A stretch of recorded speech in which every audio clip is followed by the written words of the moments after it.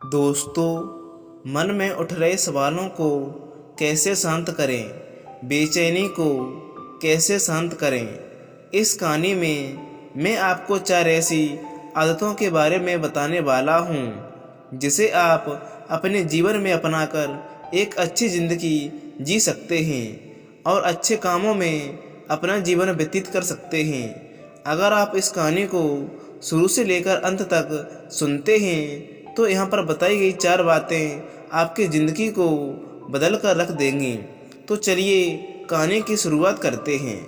एक बार किसी राज्य का राजकुमार महात्मा बुद्ध के पास आता है और वह महात्मा बुद्ध से कहता है, आप हमेशा कहते रहते हैं कि ध्यान करो, लेकिन मेरे लिए ध्यान करना तो दूर की बात है, मैं कुछ समय के लिए अपनी आंखें बंद करके शांति से भी नहीं बैठ पाता हूँ। मेरा मन इतना बेचैन है कि यह हर समय कुछ ना कुछ सोचता रहता है। मैं जब भी ध्यान करने बैठता हूँ तो मेरे अंदर विचारों का तूफान आने लगता है। लोगों के बारे में सोचकर, अपने जीवन की बीती घटनाओं के बारे में और भविष्य के बारे में, और ऐसी न जाने कितने सारे अजीबोगरीब विचार मेरे मन में लगातार आते रहते हैं। मैं इन्हें रोकने की बहुत कोशिश करता हूँ, लेकिन जब मैं इन्हें रोकने में असफल हो जाता हूँ तो मैं ध्यान को तोड़कर बैठ जाता हूँ। इतनी बातें कहने के बाद वह महात्मा बुद्ध की ओर देखता है और कहता है, बुद्ध, आप मेरी इस समस्या का कोई समाधान बताएं। बुद्ध ने कहा, मैं क्या समाधान बता सकता हूँ, सोचो, तुम्हारा ही मन है, लेकिन यह तुम्हें कुछ देर के तक आंखें बंद करके बैठने ही नहीं देता है। कितना आज़ाद कर रखा है तुमने इसे। राजकुमारी ने कहा, बुद्ध, मैंने बहुत सोचा, लेकिन मुझे अपनी इस समस्या का कोई समाधान समझ नहीं आया, इसलिए मैं आपकी शरण में आया हूँ। अब आप कोई रास्ता बताएं। बुद्ध ने कुछ देर तक और राजकुमार के चेहरे की तरफ बहुत ध्यान से देखा और फिर कहा, ठीक है, तुम ये 4 आदतें छोड़ दो और फिर तुम्हारा मन लगने लगेगा। राजकुमार पूरे ध्यान लगाकर बुद्ध की बातें सुनने लगा। बुद्ध ने कहा, पहली आदत है, दूसरों के मन को पढ़ना छोड़ दो। तुम और तुम्हारे जैसे ज़्यादातर लोग यही गलती कर देते हैं कि वो दूसरों की मन की बातों को पढ़ने का प्रयास कर रहे हैं कि इच्छा सामने वाले मेरे बारे में ऐसा सोच रहा है, और यही एक आदत तुम्हें सबसे ज़्यादा बेचैन और परेशान कर रही है। ज़्यादातर उत्सवों पर लोग दूसरों की बातों को गलत और नकारात्मक तरीके से ही पढ़ते हैं। जैसे कि लोग अक्सर सोचते हैं कि दूसरों लोग उनकी तरक्की से जलते हैं, उसे नीचा दिखाना चाहते हैं, उसे पसंद नहीं करते, उसकी मदद नहीं करना चाहते हैं, और ऐसी न जाने कितनी सारी नकारात्मक बातें ये लोग दूसरों के प्रति अपने अंदर बैठा लेते हैं। फिर उनके बारे में ही सोचते रहते हैं, उनसे बदलने के तरीके सोचते रहते हैं, उन्हें नीचा दिखाने के मौके ढूंढते रहते हैं, और दूसरों के प्रति यही नकारात्मक सोच उन्हें दुखी करती है, और फिर ये लोग बेचैनी महसूस करने लगते हैं। इसलिए दूसरे लोग क्या सोच रहे हैं इसका अनुमान लगाना बंद करो। दूसरे लोगों के विचारों को पढ़ने की कोशिश करना बंद करो। अगर पढ़ना ही है तो खुद के विचारों को पढ़ना शुरू करो कि तुम्हारे अंदर क्या चल रहा है। कहीं तुम नकारात्मक सोच, शिकायत या बुराई करने जैसी आदतों के शिकार तो नहीं हो गए हो। बुद्ध ने कहा, दूसरी आदत यह है, सोचना कि असफल हो जाओ तो लोग हंसेंगे। हंसने दो। लोगों को असफलता पर हंसना तो लोगों का धर्म है, क्योंकि अगर तुम असफल हो जाते हो तो यही तो वो लोग बोलेंगे जो तुम्हारी तारीफ करते हैं, तुम्हें सम्मान देते हैं, तुम पर गर्व करते हैं। अगर तुम अपनी सफल होने पर दूसरों से तारीफ की उम्मीद करते हो तो अपनी असफलता पर उन्हें हंसने से तुम्हें दुखी नहीं होना चाहिए। और समस्या ही यही है कि हम इंसान असफलता को बुरा मानते हैं, जबकि असफलता होना सफल होने से भी ज़्यादा ज़रूरी है, क्योंकि बिना असफल हुए सफल इंसान के अंदर घमंड और दूसरों को खुद से छोटा समझने की भावना पैदा करती है, जबकि असफलता हमें विनम्रता, धैर्य रखना और लगातार प्रयास करना सिखाती है। इसलिए सफलता को बुरा मत समझो। अगर तुम्हें तुम्हारे काम में असफल होने की संभावना नहीं है, तो इसका अर्थ है कि तुमने अपना लक्ष्य अपनी क्षमताओं से छोटा बनाया है।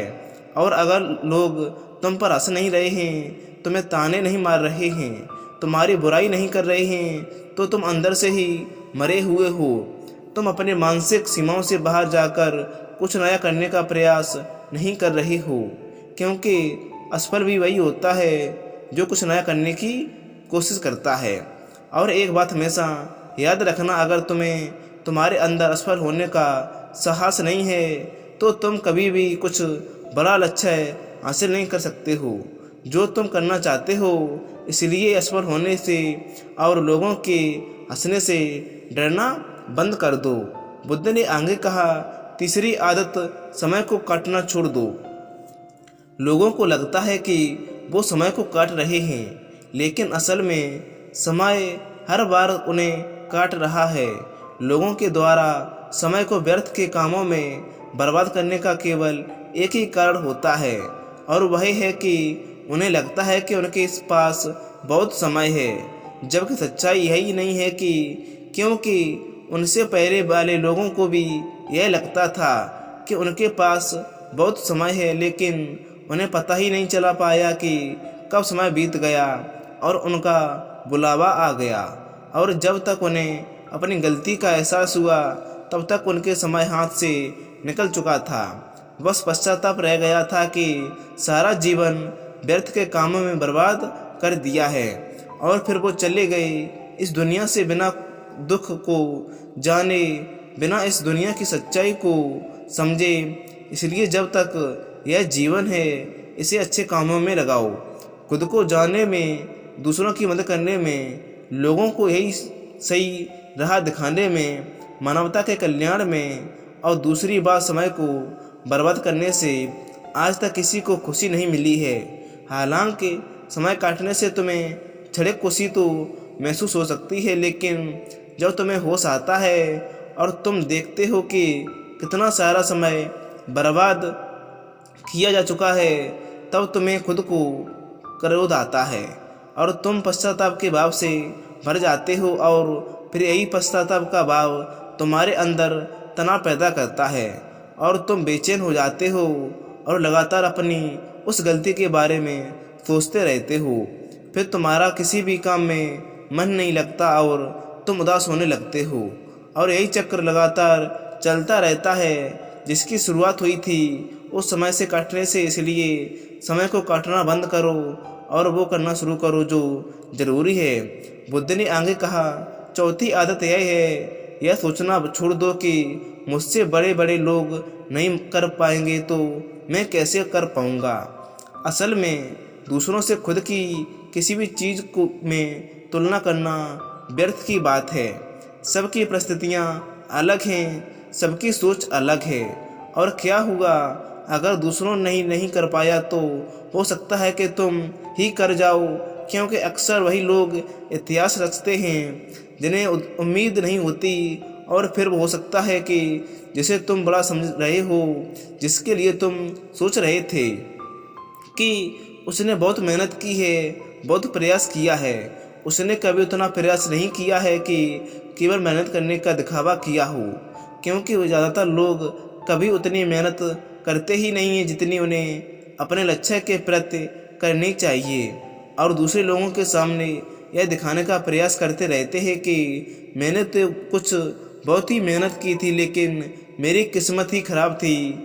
और यही वो लोग हैं जो दूसरों की बातों ही बातों में कहते रहते हैं कि जब इतनी मेहनत करने के बाद में सफलता नहीं पा पाया, तो तुम कैसे पा पाओगे।